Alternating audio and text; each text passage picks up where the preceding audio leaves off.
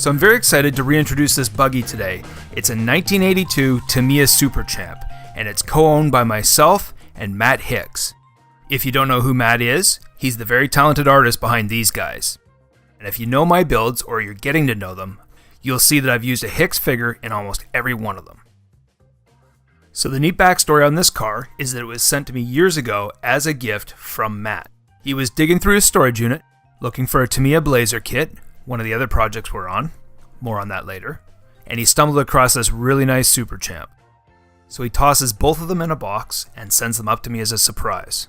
So this had been sitting on the shelf for quite some time. I had other builds to do first, and I really wanted to make sure I did something special with this one. So a few years pass, Matt and I are on the phone revisiting this and the Blazer project. We're reliving the old days. You have to remember that when this was released, we were both kids. I was about 9 years old. So we're getting nostalgic, we burned through a few hours, and this is what we came up with. This buggy and the Blazing Blazer would now be built in tandem. Neither will be radio controlled, nor will they remain stock. I'm going to build them exactly how we want them, becoming closer to what I'd like to call working models. Eventually, the two will be paired up in a diorama-style environment, an homage to 80s Tamiya stuff. At the same time, keeping within the building style the two of us have been using for years. Now, while these won't be radio controlled, there's a very good chance they will be remote controlled. We've had recent discussions about making this an interactive display. So having working lights, steering, articulating drivers, maybe even rotating wheels, all controlled by potentiometers and switches in the front of the display. If we're to find a fun way to display these and not just have them sit static, this really seems like the next logical step. So of course later on, the diorama will be covered in a separate video, but I just wanted to show you guys what we have planned for the car once it's finished. Okay, so enough with the stories. I'll take a few minutes and show you the car in its current condition. So aside from about 37 years of tarnish and some slightly weaker springs, this car is in really nice shape. The factory shocks and all the hardware are here. Aside from them being pretty much oilless at this point, they're in really nice condition. Of course, I'll have to take them apart, service them, and put new seals in them. With the exception of this busted up servo horn, the entire steering assembly is still intact, including the servo saver.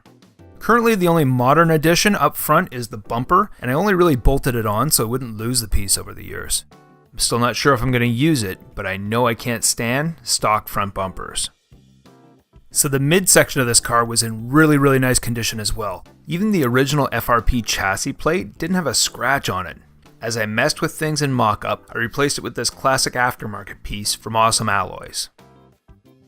Even the upper electronics tray looks like nothing's ever been attached to it. It came with all the factory hardware and aluminum standoffs. Out back, usually the first signs of wear in these cars are the lower aluminum components and bottom of the transmission case, and as you can see, this looks like it's never been touched. Both drive shafts look like they're in good shape, but for some reason I thought the U-joints were brass. Maybe that's just a thing on earlier SRBs, I'm not sure. So I'll note, the aluminum tube that connects this main hoop with this ridiculous FS plate is currently just set aside. I had it off while I was dicking with things and I just hadn't put it back yet. Also, the main hoop itself is in near perfect condition, and that kind of shows that it's never been abused or rolled over without a body on. The gearbox, well, it's covered in decades of dust and what I suspect is leaking damper fluid, is about as clean as it gets. But over here is where the car's got a bit of a story to tell. So the clear plastic cover's missing, and I don't think it's much of a coincidence that there's this much play in this shaft.